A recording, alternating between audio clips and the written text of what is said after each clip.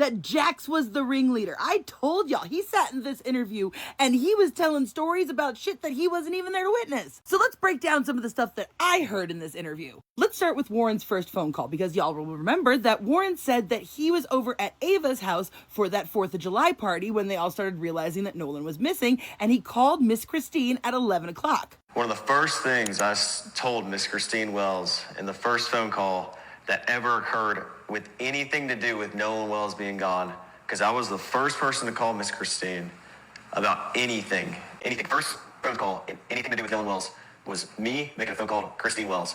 And one of the first things I said to her, with multiple witnesses here, pull up the phone call if you want.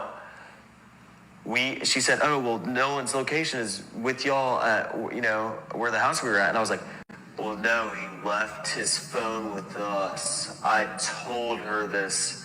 And yesterday, the same time that this interview came out, Christine Wells said this. 360 says that he's on land, and he was like, well, no, I mean, when we have his phone. So both versions of the story say that Warren didn't tell her about the phone until after she confronted him with the 360. Now, Warren tells Miss Christine that he knows somebody in the Coast Guard and that he's going to call them, which is very fucking different than calling the Coast Guard, which absolutely explains why the Coast Guard came out and said at first that they had not received a call from the kids that night. Everybody has been listening to the loudest part of that CTO recording.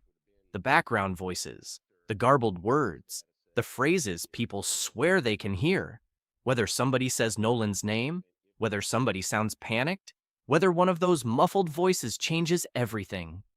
But what if that's not the part of the recording we should have been obsessing over? Because buried in the part we can actually understand is something else, something much cleaner. No enhancement required, no slowing the audio down, no arguing over what 3 distorted words might sound like. Just a sequence, a phone call, a boat in trouble, a request for help, and then, while that situation is still unfolding, CTO receives information from somewhere else. Information saying the problem has already been solved, that they don't need help anymore. And when you put that detail beside what Nolan Wells' friends have now publicly said about how the boat finally started working again, there's a question, a very simple one. How did somebody away from that conversation already know the problem was over? And that's not even the strangest part, because once you reconstruct these few minutes in the order they're described, another possibility emerges. The CTO call we have all been dissecting may not have been the only communication happening around that boat.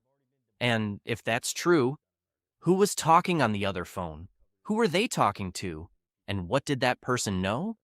This is where the Nolan Wells timeline gets interesting again. Because the detail that escaped into the public record may be much harder to explain away than anything people think they hear buried underneath the static. And by the end of this video, you'll understand exactly why. The Coast Guard's initial statement said they weren't informed until 12:30. Then the Coast Guard later changed their story and said, oh wait, actually we did. And it seems to me that that first call was most likely an off-the-record to a friend kind of deal, which means these people freaked out and didn't call the Coast Guard until after all these people showed up at Jax's house. Which would explain why in the course of this interview it went from Warren called the Coast Guard to we did. Now when the subject turns to how the family got the phone back from these boys, you'll notice that there was a couple slip-ups. Warren, you weren't at the house, and so you weren't there when they came to get the phone and all that.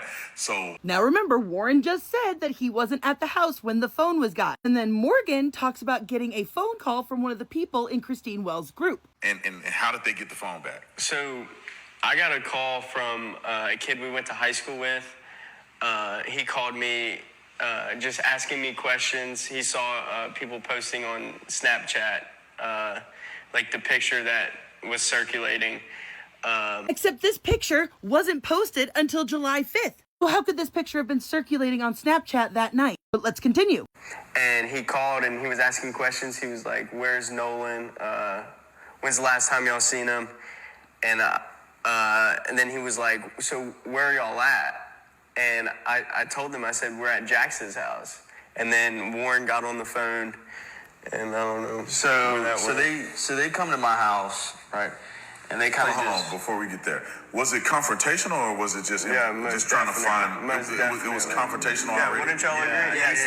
He was 110%. He was very confrontational. And when did this was this on the night of the 4th or the next this day? was the night when this was before they came and got the phone. So this is the night of the 4th, yes. You guys are missing a part of the story. How did you get from Ava's house to Jax's house? Because Miss Christine is watching you guys on the Life 360. So suddenly she's seeing the phone leave one location and go to another. Of course I would be upset. And now all of a sudden Warren is there when the phone stuff starts happening? He's listening to the phone call? Now I need y'all to remember that Warren also said that the phone was in his truck on the first conversation, as we have from this report. Meaning if we were to believe Warren that he was not there when everybody showed up looking for the phone at some time in between 11 and 1 a.m., so then that would mean after they heard this angry phone call, Warren gets the phone out of his vehicle and puts it in Jack's house and then leaves. The public knows the broad story by now.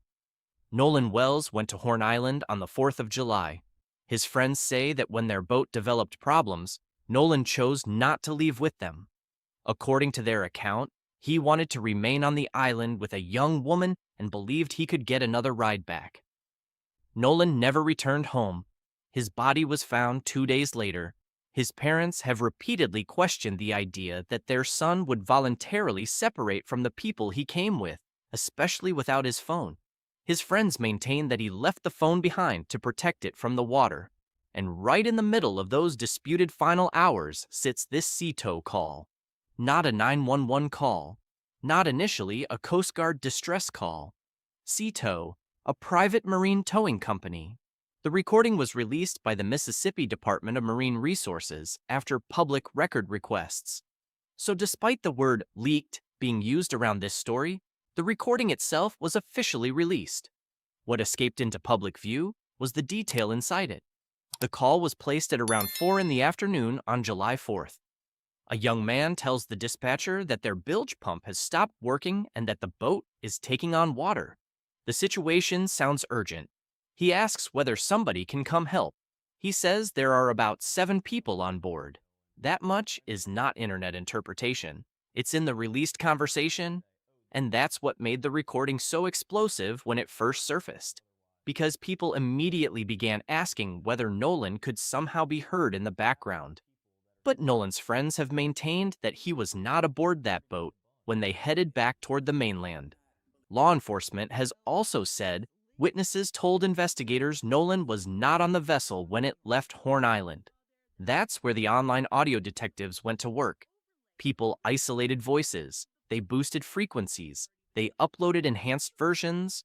One person heard one sentence, another heard something completely different. And soon, the internet was debating whether Nolan's name could be heard at all. But there's a major problem with building the entire case around those interpretations. Forensic audio analyst Jennifer Owen, who is not connected to the investigation, warned that enhancement can create artifacts. Compression matters. File history matters. Expectation matters. And if somebody listens to the same distorted sound long enough while being told what they're supposed to hear, the brain can begin filling in the gaps.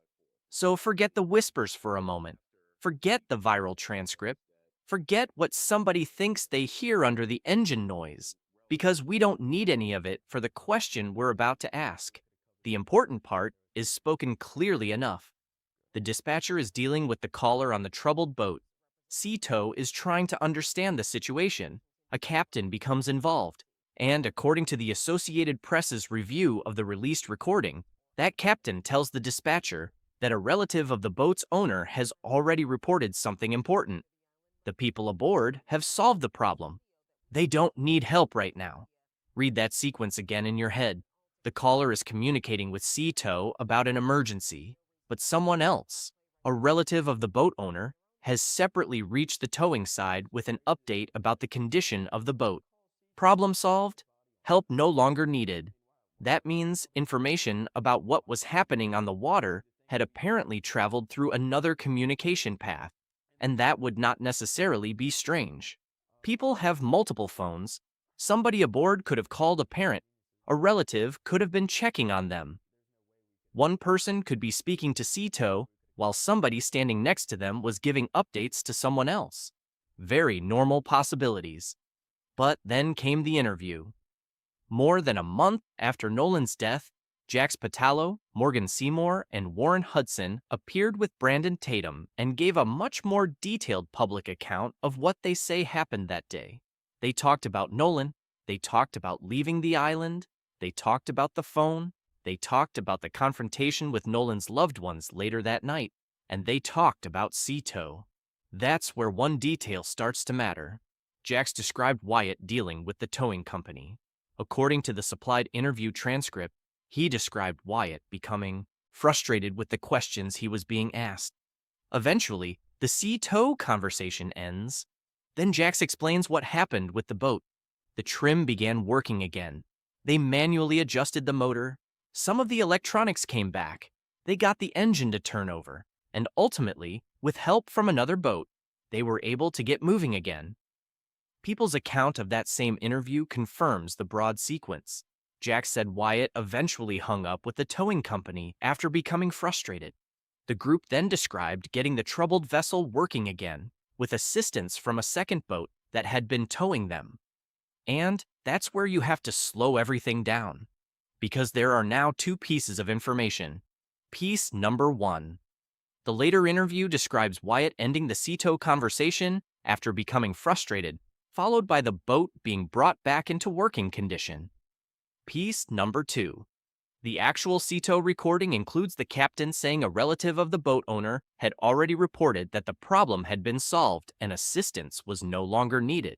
Now, ask the question. When did that relative learn the boat was fixed? Who told them? How did they get that information? And exactly where does that separate communication fall inside the timeline of the Cito call? That is the detail. Not a whisper, not a distorted phrase, not something that requires an audio engineer to guess what was said. A second communication. And suddenly the question isn't simply what Wyatt told Cito, it's what everybody else may have been communicating while Wyatt was dealing with Cito. Think about the logistics. You're on the water. Your boat is taking on water. Your bilge pump isn't working. Another vessel is helping. One person is talking to the towing company. Somebody else could be speaking to a relative. That relative communicates with the towing captain. And now Cito receives word that everything has been resolved. Perfectly possible. But investigators would want the sequence. Not a general memory of what happened. The sequence. Because if the later explanation is that the boat began working after Wyatt's frustrating exchange with Cito ended, then the exact timing of the relative's update becomes important. Did the boat start working before the call ended, during the call, immediately after? Was somebody aboard already telling a relative that the problem was resolved while Wyatt remained on the phone? Or did the relative have direct communication with somebody else assisting the boat? Those are very different timelines, and none of them requires a conspiracy, but only one can match the phone records. This matters because the Nolan Wells case has become a case about communication almost as much as anything else. Who called whom? Who knew Nolan was missing? When did they realize he was missing? Who had his phone? Who spoke to his mother? Who contacted authorities? Who gave law enforcement the account that Nolan had stayed behind with an unknown female? And how quickly did all of those pieces of information move from one person to another? Later that night, Nolan's mother, Christine Wansley, was trying to find her son. The Mississippi Department of Marine Resources report says its officers were notified at about 11:50 that night after a dispatcher received information that Nolan's mother was reporting him missing.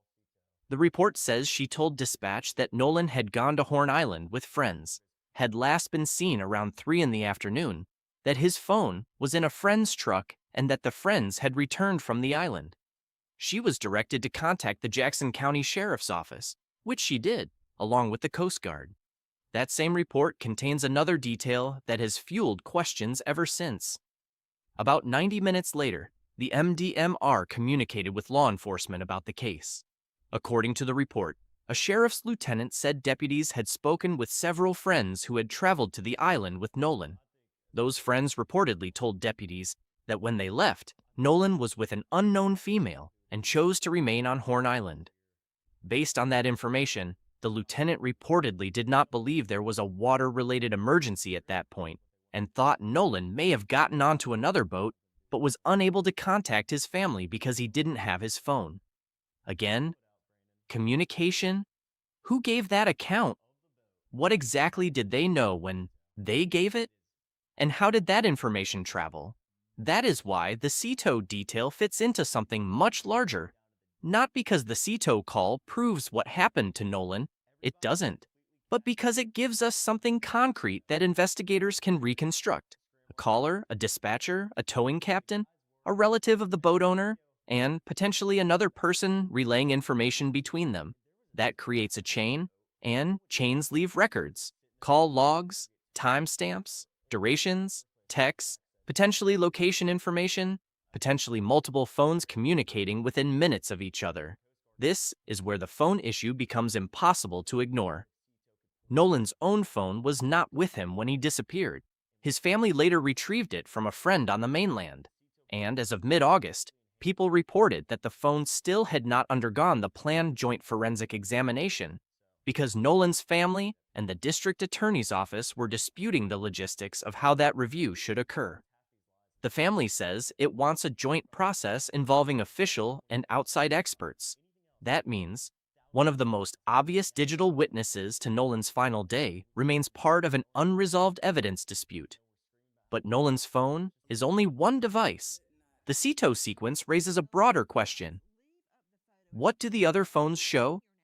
If somebody aboard the troubled vessel communicated with the relative who then contacted CETO, that exchange could potentially establish exactly when the group believed the boat problem had been resolved. That timestamp could then be compared with the CETO recording, and compared with later accounts. That's how you move beyond speculation. Because memories change. Not always because people are lying. People remember stressful events differently. One person says something happened first. Another remembers it happening 5 minutes later. Weeks pass, interviews happen, people talk to lawyers, people talk to each other, details get compressed. But a call log doesn't care about anybody's memory. A timestamp doesn't care which version sounds better. And that's why this one seemingly boring part of the CETO recording could matter more than all the viral whispers combined. There's probably like 10, 15 people in my house I don't even know. And they're all up in our faces, going crazy, asking where no one is, and we don't know. And finally they get into Wyatt's face, and they're like, "Where's your boat? Where's the boat at?" Demanding his address. Demanding his address and stuff like that. And he finally ends up giving it to him. We give them the phone. They have the phone at this point. Then they get the address to his house. Then they go to his house. And they're searching all over his boat, what I heard and stuff like that. Well, anyways, I don't really know much about that, but they come back to my house at around 1 o'clock in the morning. We called law enforcement. I was with Wyatt at the time after we left Jackson's house that night. I was with Wyatt, and one person we were with saw that their location was headed towards Wyatt's house. And so Wyatt got on the phone with 911 and was like, "Hey, these people are on the way to my house or already at my house. My mom and my dad are there alone, and they know nothing about this." But Wyatt's mom actually, when they were looking at the boat, they were actually walking from the boat, and she came out and started talking to them. Okay, so let me get this straight. Wyatt, Morgan, and Jax were all together. Warren was gone for some reason at this point. 10 to 15 people just barge into your house. Don't know why your grandparents weren't around. That might explain some things, huh? Guess y'all had the house all to yourself that weekend. But then they ask Wyatt for his address so that they can go look at the boat. Wyatt gives them the address. They start heading over there. Wyatt and Morgan get into a car and leave Jax's house. Somebody else that you were with that we aren't hearing about is tracking someone else's phone. I don't know if it was somebody who was with the group that they had access to, or if they were tracking Nolan's phone and they saw it was heading to Wyatt's house. And even though Wyatt gave them the address, and instead of calling his parents, he calls 911 and tells them, "My parents don't know anything about that's going on. Can you send police over there?" There's another claim circulating around this audio that needs to be handled carefully. Some commentators reviewing footage from that day have argued that a tow line appears to be getting pulled back while the sea tow communication is still unfolding. From that, they have questioned whether the boat was already moving out of the emergency before the later interview sequence suggests. They have also argued that parts of the conversation aboard the vessel may have occurred while the sea tow phone was muted, because Jax later described discussion that cannot obviously be heard in the publicly released recording. Those are interpretations. They are not established findings, but they point toward the same question. What else was happening while that call was live? Because Jax's description contains detail.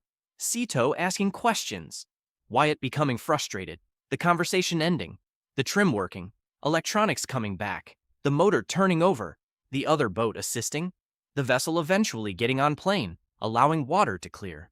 It's a coherent story, and the friends have publicly maintained that this was exactly what was happening, that they were dealing with a genuine boat emergency and trying to get back safely. But the Sito side tells us that another person outside that immediate conversation was receiving enough information to tell the towing captain the problem was already solved. That's the uncomfortable part. Not because it proves anything sinister, because it tells us there was more communication than the recorded call alone reveals. And that distinction matters. Think about how much attention has gone toward trying to hear Nolan in the background. His family's attorney, Ben Crump, announced that audio experts had been retained to review the Sito recording. That makes sense. If there is intelligible speech buried in the original file, professionals may be able to determine more than social media listeners can. But even the outside forensic analyst interviewed by People emphasized that proper audio work should begin as close as possible to the original recording, with a clear digital history rather than heavily processed copies passed around online. And here's the irony. We may not need the controversial background audio to identify the biggest unanswered question in the call. Sito says the relative said the people aboard had solved their problem. So where did the relative get that information? That's it. That is the one detail sitting in plain sight. If it came from somebody aboard the troubled boat, identify the call. If it came from someone on the assisting boat, identify that call. If the relative was already in direct communication with the towing captain for some other reason, establish that. If the timing simply reflects overlapping conversations and everybody's later recollection compressed the order, establish that too. Every one of those explanations is testable, and this is precisely why the wording of later interviews matters. When somebody says, first this happened, then we got the boat working, that creates chronology, and chronology can be checked. There is another reason the Friends' new interview has drawn so much attention. For weeks, much of what the public understood about Nolan's final moments with his group came through scattered statements, reports, and secondhand descriptions. Now Jax, Warren, and Morgan have publicly described that day in considerably more detail. They say Nolan wanted to stay. They say Wyatt urged him to leave because the boat was taking on water. They say Nolan believed he had another ride. They say Nolan was not aboard when they headed back. They describe the Sito problem. They describe the boat eventually working again. And they describe the tension that exploded later that night when Nolan's family and friends began searching for answers. The additional detail is important, but additional detail also creates additional points that can be compared against records. That's not an accusation, it's how investigations work. The more specific an account becomes, the more verifiable it becomes. And Sito has already supplied one independent piece of that timeline. A relative of the boat owner told the towing side that the issue had been resolved. That did not come from an internet sleuth. It did not come from somebody enhancing static. It is part of the official recording as described by the Associated Press. But once the recording became public, it exposed something their later explanation now has to exist alongside. Another communication path. Someone else was getting updates. And whoever that person was communicating with may hold a remarkably precise timestamp for when the boat was actually considered fixed. That's what investigators should be able to determine. And once that timing is known, one of two things happens. The records line up with the later accounts. That closes the question, or they don't. And then investigators have a much more specific discrepancy to examine. Either way, that's more useful than guessing at static, because the central mystery isn't whether somebody somewhere can make a garbled recording sound like a particular sentence. The central mystery is why Nolan Wells went to Horn Island with a group of friends, did not return with them, did not have his phone, and was found dead 2 days later. Every reliable timestamp from that afternoon matters, because it helps rebuild the final hours before anyone officially knew there was a missing person case. The Cito call happened hours before Nolan's mother reported him missing. At that point, according to his friends, they believed Nolan had voluntarily stayed behind. If that's exactly what happened, the digital records should help establish the sequence. When they left, when the boat trouble happened, when Cito was called, when the second communication occurred, when the vessel became operational, when everyone reached the mainland, and what communications took place afterward. That's not speculation, that's reconstruction, and reconstruction is what this case desperately needs. Because more than a month later, major questions remain unresolved publicly. Now, mind you, it was about half an hour after being on the phone with Warren that Christine was able to actually call and report him missing. But she was having to go back and forth and go down to all these different agencies because nobody would fucking help her. And frankly, I want to know why all of this confrontation was left out of the fucking report. Like, if this family had to be removed from 2 different properties by the police, why is there no record of that? And in fact, it wasn't until after these confrontations that MDMR and Ocean Springs Police apparently had their little conversations about who was going to be taking over the case. Because remember, the Jackson County Sheriff Lieutenant told them that deputies had spoken with several friends that had traveled to the island on the vessel with Nolan, and that when they were left, he was in the company of an unknown female. So now, even though Warren had supposedly called the Coast Guard, all these family members are telling the police that the kid is missing. These are the people that last saw them. They're all like, we last saw him on the island. Still, the deputies said that they did not have reason to believe that there was any water-related exigencies or emergencies. Nolan's state autopsy has been completed, but its findings have not been publicly released pending the investigative and grand jury process. His family's independent autopsy could not determine a cause of death with the information and anatomical material available to that examiner, although it did not identify severe injuries. His phone remains central to the family's effort to understand his final hours. His family and his friends still disagree on basic questions surrounding his decision to remain on Horn Island, and investigators have not publicly established that Nolan was aboard the troubled vessel during the Cito call. That's important. The recording does not prove Nolan was on that boat. It does not prove his friends harmed him. It does not prove anyone lied, and it does not establish that the second Cito communication was sinister. There may be a completely ordinary explanation. But ordinary explanations have timestamps too, and that is ultimately what makes this detail worth examining. Somebody outside the recorded caller's conversation apparently knew enough about the status of that vessel to communicate that the emergency had been resolved. The question is how? Who told them? When? On what phone? And was that information being passed while Wyatt was still talking to Cito? Because if so, the recording we have spent weeks dissecting was never the complete communication chain in the first place. There was another conversation, maybe more than one. And until those records are placed beside the Cito audio and the later interviews, nobody outside the investigation can say with confidence exactly how those few chaotic minutes unfolded. That is the detail hidden in plain sight. Not a whisper, not an enhancement, a second line of communication. And in a case where the difference between one call happening before another could change how the entire sequence is understood, that matters. If you want us to keep following the records, the interviews, and the evidence as this case develops, please subscribe to this channel and turn on notifications. And tell me what you think. Who was communicating with that relative while the Cito call was unfolding? Was this simply several people trying to solve the same boat emergency at once? Or does the exact timing reveal a gap that investigators still need to explain? Until the underlying phone records and original communications are examined and made clear, those questions remain questions. The available CTO recording alone does not establish criminal conduct, does not establish that Nolan was aboard the vessel, and does not prove that any friend deliberately gave a false account. Authorities have said the investigation remains ongoing, while Nolan's family continues its own effort to obtain answers. But one thing is now much harder to overlook. The CTO caller was apparently not the only person communicating information about that boat. And until we know who else was talking, we still don't have the full conversation.